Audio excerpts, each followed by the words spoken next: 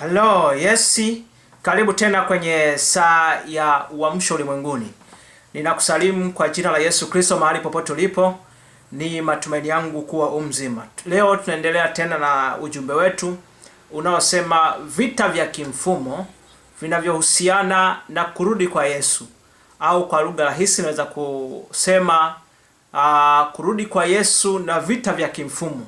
Kwa lugha rahisi naweza kusema unyakuo na vita vya kimifumo.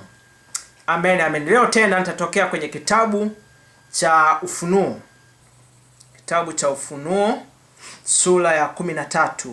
Ufunuo sura ya 13 na ule mstari wa 17. Ule mstari wa 17.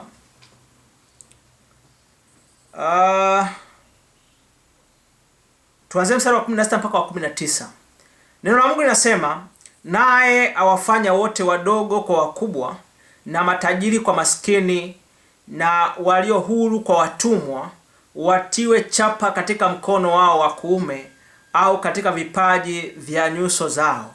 Mstari wa 17. Tena kwamba mtu awaye yote asiweze kununua wala kuuza isipokuwa ana chapa ile, yaani jina la mnyama yule au hesabu ya jina lake. Mstari wa 18. Hapa ndipo penye hekima.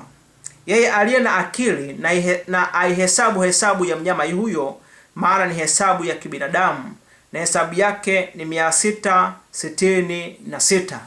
Leo nitaongea kwa lugha rahisi ya kibinadamu, ya kidunia, ya lugha rahisi ambayo utaweza kuelewa ni nini na maanisha, kwa maana nikijaribu kuongea kwa lugha ngumu unaweza usinielewe. Ninaposemea mfumo ninamaanisha nini? Ninaposemea mfumo ninamaanisha ni muunganiko wa vitu au vipengele ambavyo kwa pamoja vinatoa mahitaji ya watu hapa duniani.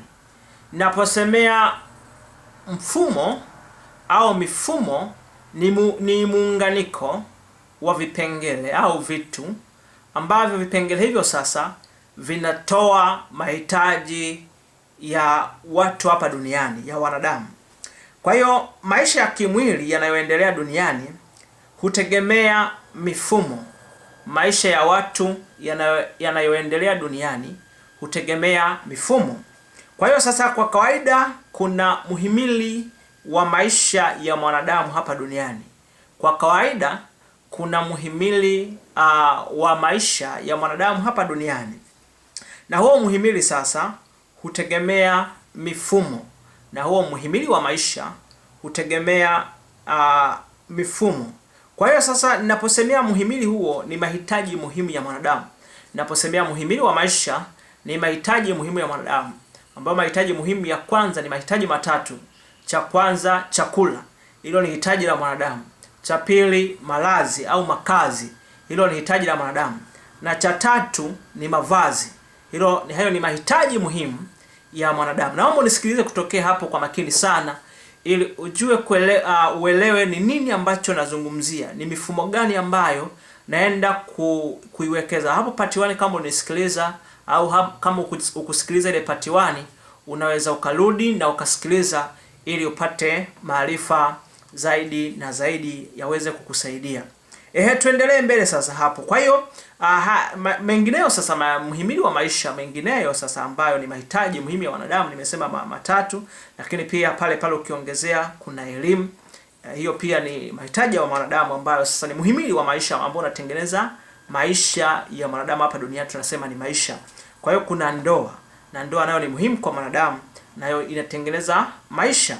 Lakini pia kuna uongozi. Ndio maana kuna uongozi, na pia lazima kuwe na viongozi. Huo pia unatengeneza muhimili wa maisha ya mwanadamu. Lakini pia nimesemea elimu. Pale kuna kwenye chakula pia kuna maji, lazima mtu apate maji. Kuna safari, yani kusafiri, hilo pia ni hitaji muhimu la mwanadamu, kusafiri. Kwa hiyo pia kuna ibada. Ibada pia ni hitaji muhimu la mwanadamu, na ibada na anaweza kuiweka hapo. Lakini pia kuna afya. Afya pia naiweka hapo, ni hitaji muhimu la mwanadamu. Kwa hiyo hivi vyote sasa, naposemea chakula, ninaposemea mavazi, ninaposemea malazi, ninaposemea elimu, ninaposemea afya, ninaposemea amani au safari. Hivyo ni muhimili wa maisha. Kwa hiyo sasa vita ambayo shetani ameiwekeza au mpinga Kristo, haya mahitaji yote ameyaweka kwenye mifumo. Yaani kuanzia mwaka huu na kuendelea, haya mahitaji hauwezi ukayapata kama hauko kwenye mfumo. Yaani kama haujaingia kwenye systems, kama hujaingia kwenye mfumo, hauwezi ukayapata haya mahitaji. Na ndio maana sasa nikasema ni vita ya ambayo sasa imewekwa ili kuwafanya watu wawe bize. Na ndio maana pale ile part 1 tulisoma kwamba angalieni mioyo yenu isijikalemewa na ulafi na ulevi na masumbufu ya dunia hii, siku ile ikawapata kama mtego unasavyo. Yani ikawapata kama mwivi, mkajikuta mko bize na mambo ya dunia hii, mkajikuta mko bize kutafuta mahitaji au muhimili wa maisha ambao sasa unaunda vitu hivi. Nisikilize sasa kutokea hapo. Tutarudia tena kwenye Ufunuo yetu tu 13 hapo mstari wa 17 ili niweze kuelezea vizuri hapo ndani ya dakika chache. Tunaomba nisikilize. Tena kwamba mtu awaye yote asiweze kununua wala kuuza isipokuwa anachapa ile, yaani jina la mnyama yule au hesabu ya jina lake. Hebu nisikilize kwa makini. Kwa hiyo sasa nitaweka wazi kabisa kila kitu. Kwa hiyo shetani ameviweka hivi vitu kimfumo. Yaani tunakuelekea sasa, hauwezi ukapata elimu kama uko kwenye mfumo. Hauwezi ukapata maji kama hauko kwenye mfumo. Hauwezi ukawa kiongozi kama uko kwenye mfumo. Hauwezi ukapata chakula kama uko kwenye mfumo. Hauwezi ukapata mavazi kama hauko kwenye mfumo. Ameweka kwa kiasi gani? Ameweka kwa namna gani? Tunasema sasa tunapoelekea mifumo kutakuwa na muunganiko wa kimtandao na kutakuwa kuna muunganiko wa kimfumo. Kwa mfano, saa hizi maji unalipia kwa simu. Unalipia tu bili ya maji kwa simu, unalipia bili ya umeme kwa simu. Unaenda hospitalini kama hauna NIDA, kama hauna ile tunasema bima, kama hauna bima pengine hauwezi ukatibiwa. Hauna NIDA, hauwezi kusajili line, hauwezi nani. Tunapoelekea sasa, ndio maana vitu vyote tunakoelekea vitaunganika kwenye sehemu moja, yani vitawekwa ndani ya mfumo mmoja. Ni mifumo mingi lakini itawekwa ndani ya mfumo mmoja, yani kuwe na muunganiko wa kimtandao.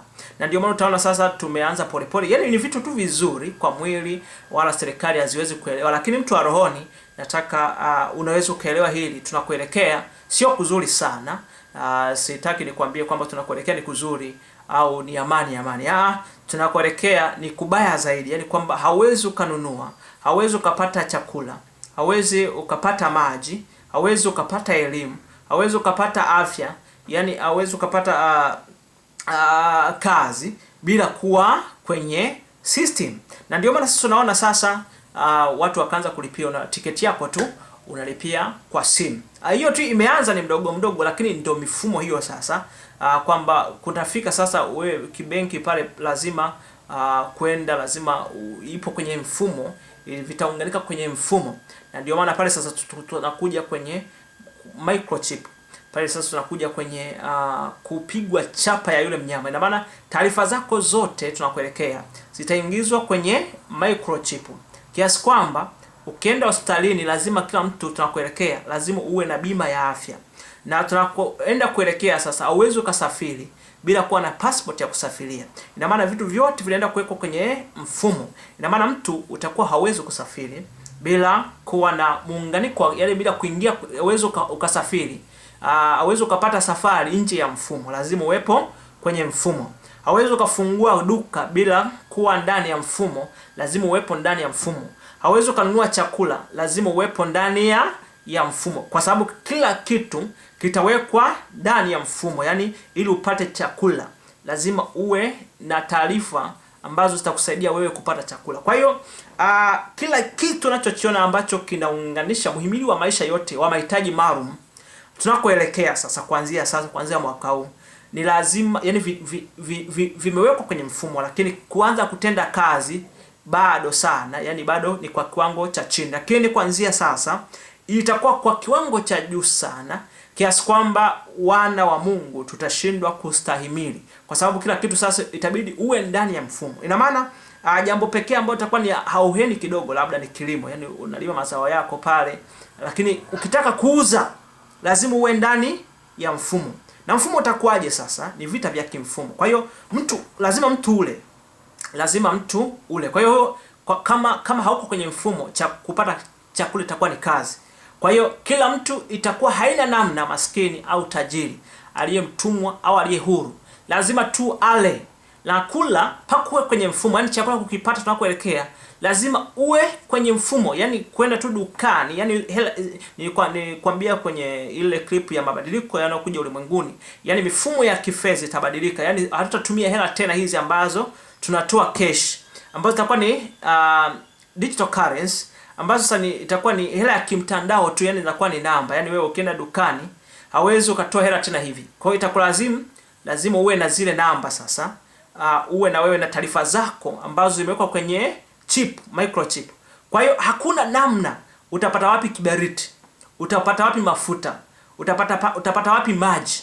Kwa hiyo na ndio maana nikaja sasa, ni vita vya kimfumo. Ni lazima tu utapokea ile namba 666 ambayo ni namba ya kimfumo ya kiuchumi, ni namba ya kimfumo ambayo sasa nimeunganishwa na vipengele vingi ili kutoa mahitaji muhimu ya binadamu. Kwa hiyo tunakuelekea bila Mungu hatuwezi tukapenya.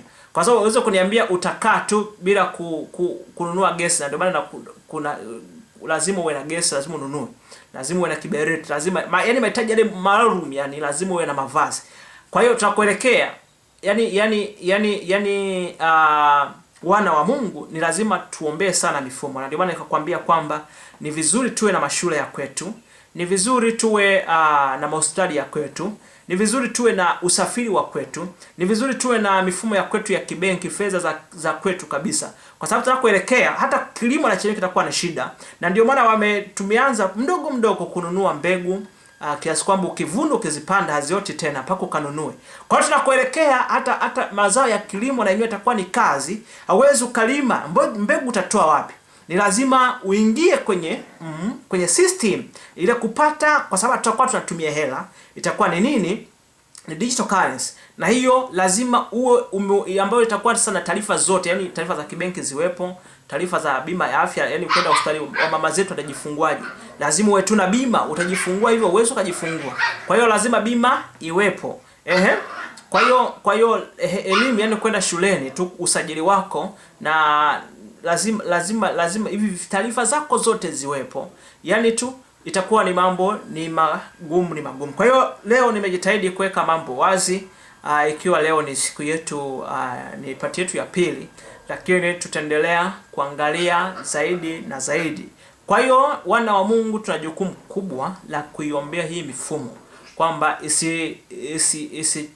yani sitokee sasa, kwa sababu ikianza kufanya kazi kwa spidi kubwa, ambayo nimekwambia kuanzia mwaka tena kwa spidi kubwa, tutashindwa kabisa kustahimili, kwa sababu maisha ya watu lazima upitie tu haya mambo. Kwa hiyo sasa tutapoelekea tutajifunza muunganiko, lazima mtu aabudu.